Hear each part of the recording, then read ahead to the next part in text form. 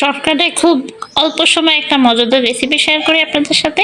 এটার নাম দিব আমি ভেজিটেবল মাঞ্চুরিয়ান। এখানে আমি যা ব্যবহার করেছি পাতাকপি কুচি, গাজর কুচি, বরবটি কুচি, পেঁয়াজ কুচি, কাঁচামরিচ কুচি, ধনিয়া পাতা কুচি, আদা রসুন বাটা, জিরা বাটা, কর্নফ্লাওয়ার, ময়দা, ব্যাস। একটু পরিমাণ মতো লবণ, পুরোটাই সুন্দর করে হাতে একটু মেখে নেবেন।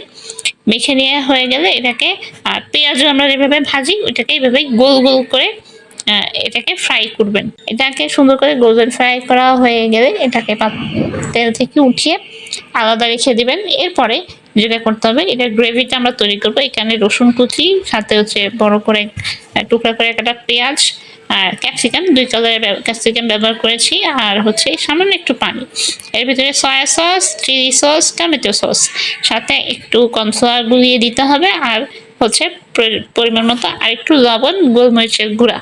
ব্যাস হয়ে গেল। এইটাকে সুন্দর করে গ্রেভিটাকে সুন্দর করে নেড়ে ছেড়ে রান্না করে নিতে হবে। এটা যখন একটু আঠালো ভাব হয়ে আসবে, এর ভিতরে ভেজে রাখা আমাদের সেই সবজি পাকানোটা এখানে দিয়ে দিবেন আর কি। দিয়ে এটাকে খুব সুন্দর করে নেড়ে ছেড়ে রান্না করে একটু মাখা মাখা হয়ে আসলে এর ভিতরে ধনিয়া পাতা কুচি অ্যাড করবেন। চাইলে আপনারা এখানে পেঁয়াজ কুচিও অ্যাড করতে পারেন। ব্যাস হয়ে গেল খুব সহজেই। এটা এমনি খাওয়ার থেকে সাদা পোলাও দিয়ে খেতে অনেক মজা লাগে। আশা করি আপনাদের সবার ভালো লেগেছে।